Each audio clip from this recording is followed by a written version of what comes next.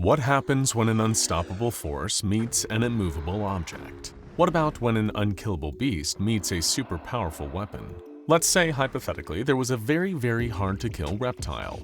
And let's say that there was some kind of anomalous weapon capable of firing enormous destructive artillery. Now, let's say that none of this is actually hypothetical at all. If you're familiar with the SCP Foundation and the most infamous anomalies under its containment, you likely already know about SCP-682. But just in case, here is the briefest possible overview. SCP-682 is a large intelligent creature of reptilian origin. It is fueled by pure hate and rage, and seems to be impossible to destroy. But that doesn't mean the SCP Foundation hasn't tried. They've blasted the beast with flamethrowers, detonated bombs around it, and thrown nearly every potential destructive SCP at it that they possibly can.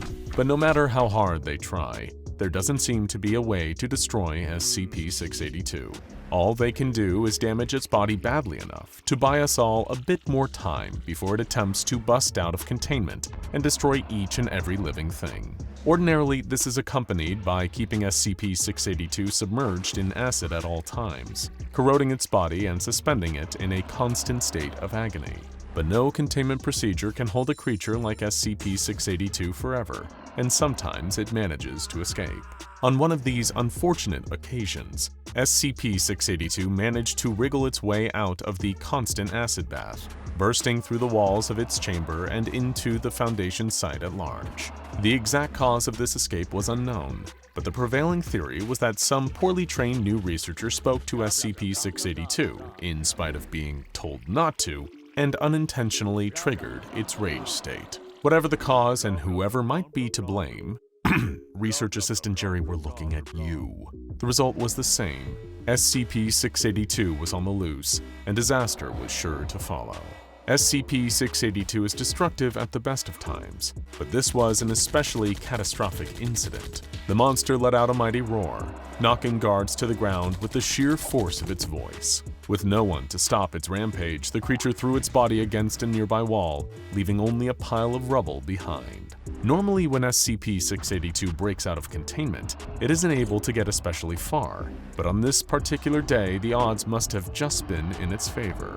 Or perhaps it was getting better at breaking out, using that famous high intelligence to figure out better and better strategies for evading Foundation security, or just using brute force to break through their lines. After all, there's only so much you can use against a great big indestructible lizard. Or is there? Up until this point, there had never been an attempt to use a certain anomaly against SCP-682, but this time it was headed right for the outdoor area where that very anomaly was contained. SCP-682 broke through another wall, stomping into the daylight as it broke free from the research facility altogether, making its way into one of the outdoor containment areas. There it was greeted by the sight of an enormous weapon that was about to serve as one of the Foundation's ultimate lines of defense, SCP-044. The artillery weapon was placed outside at the moment due to its size and the danger of attempting to store it indoors. Now SCP-682 was staring right down its barrel, and the Foundation researchers on duty at SCP-044 were presented with a unique opportunity. They could stop the containment breach and try out the weapon on the hard-to-kill reptile all at the same time. It would be like killing two birds with one supersized artillery weapon. There was just one problem. They didn't have any ammunition on hand. Luckily, with SCP-044, ammunition can be absolutely anything. They put out the call to the rest of the Foundation site, requesting that any available staff grab everything they could get their hands on and load it into the barrel. The bigger, the better.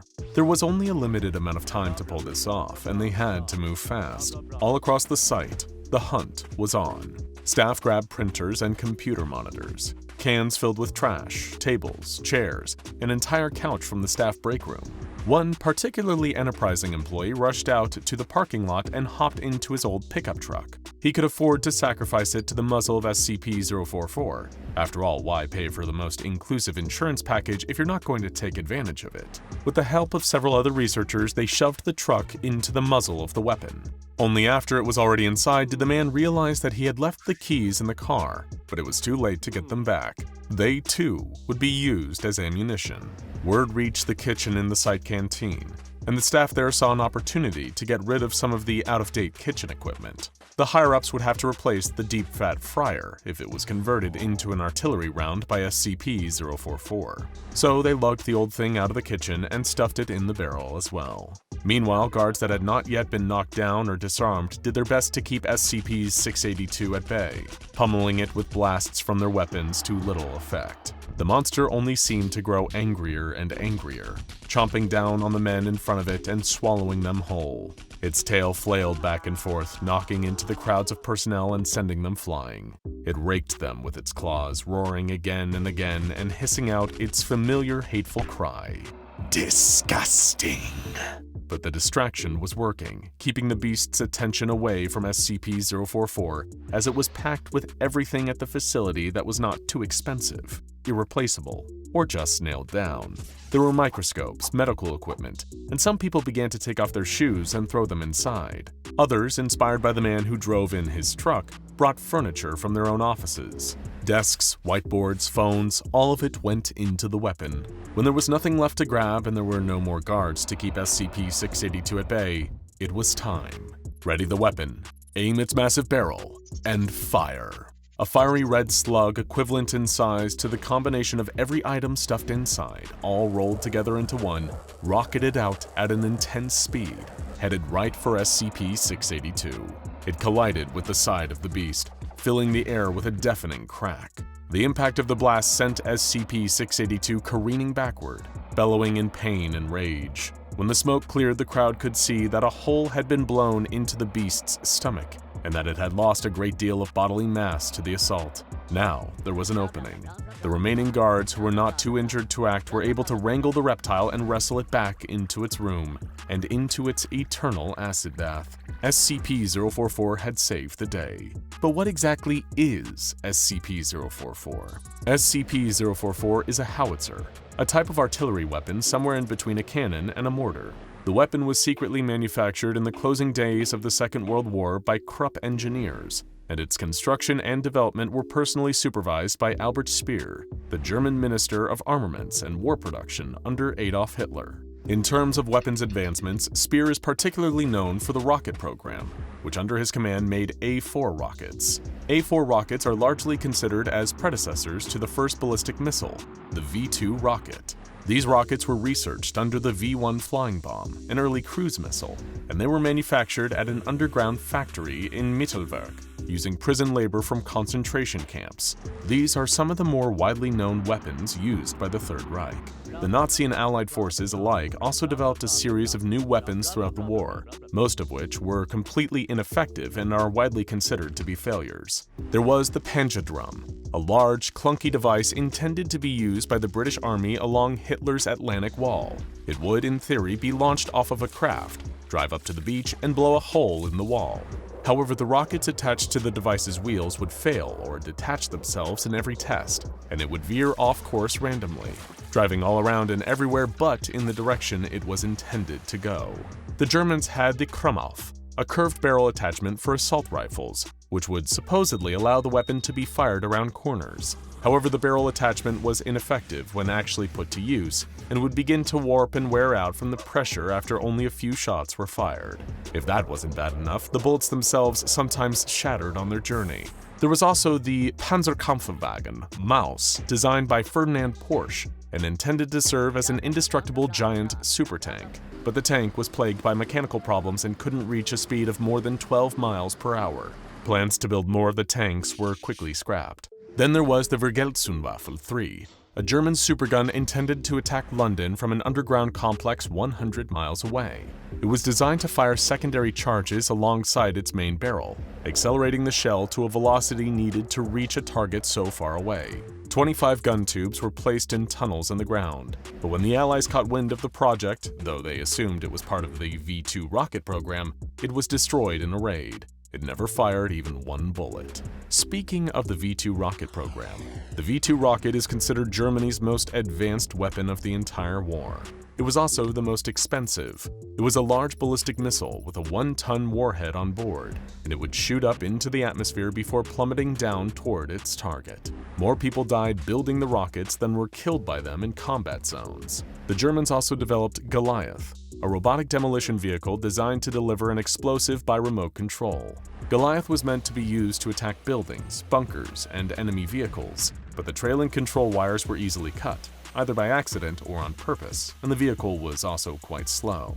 They were largely considered ineffective and a waste of resources. Then there was the Windkanone, or wind cannon, a German anti-aircraft weapon. It was made up of a large barrel that would fire a jet of compressed air, propelled upward with a mixture of hydrogen and oxygen. This was intended to knock down lower-flying aircrafts by damaging them with a blast of air.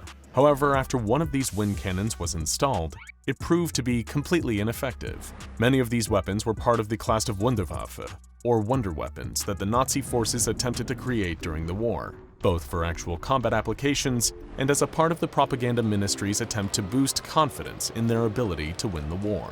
But amidst these failed experiments, there was also the strange yet undeniably effective SCP-044. SCP-044 is no ordinary weapon. It is enormous, weighing 251 metric tons, and fires unconventional artillery via an atypical delivery method compared to other weapons of its kind. While other similar weapons have a breech for loading shells, the rear of the barrel of SCP-044 is an enormous air compression chamber. Any object, or pile of objects that can fit into the muzzle of SCP-044 may be loaded in and used as ammunition. Due to its unusual size, SCP-044 must be rail-mounted and requires 2 freight trains to move it. Foundation researchers believe that any material loaded into SCP-044 will experience a weakening of its molecular and atomic bonds. However, the method by which this occurs is currently unknown, as the complex mechanisms that make up the housing and inner workings of the weapon require further analysis to be understood. To make matters more difficult and confusing, some of the mechanisms appear to serve no purpose other than spinning or making noise, even when SCP-044 is connected to a power source. There have been attempts to explore the inside of SCP-044's barrel, however. Any future attempts to do so have been put on hold due to the loss of both equipment and personnel. Foundation employees that are especially small in stature are discouraged from examining the barrel at all, lest they fall in and meet the same fate as their predecessors. Whenever SCP-044 is fired, all matter within its barrel is ejected from the barrel at a high rate of speed, in the form of a glowing red slug proportional in size to the mass of whatever was first loaded into the muzzle. Once this slug has struck a solid object or the ground, if whoever has fired the weapon has poor aim, the slug will explode with a yield that is proportional to the mass of the ammunition, at nothing less than a redacted percent mass-to-energy conversion rate. The longer the slug is in the barrel before firing, the higher the yield will become.